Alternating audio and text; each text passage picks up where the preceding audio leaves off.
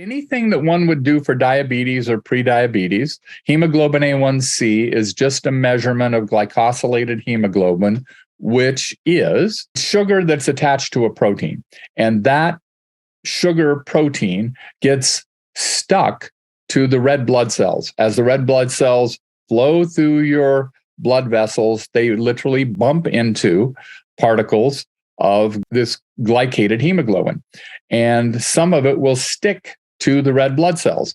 And the thickness of that coating is where they get the measurement for hemoglobin A1C. So the less blood sugar you have in your cardiovascular system, the lower your hemoglobin A1C level is going to be. So everything that lowers hemoglobin A1C is going to include the things that we have listed here today. So exercise, I find that if hemoglobin A1C is fairly elevated, people on top of doing their regular movement and their walk really do well if they do a little high intensity weight training, about 40 minutes per week, which is not very much. Could be 10 minutes 4 times a week or 20 minutes twice a week, but they do high intensity weightlifting to the point where the muscles are exhausted.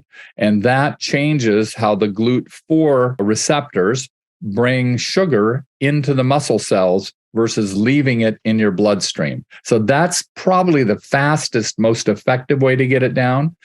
We will use a product called CM Core, which is largely a berberine compound, but has modified in a variety of ways. And we will use that to get the blood sugars down. And then, of course, anything that modifies your diet to get less simple sugar and less simple carbohydrate is going to lower your hemoglobin A1C level.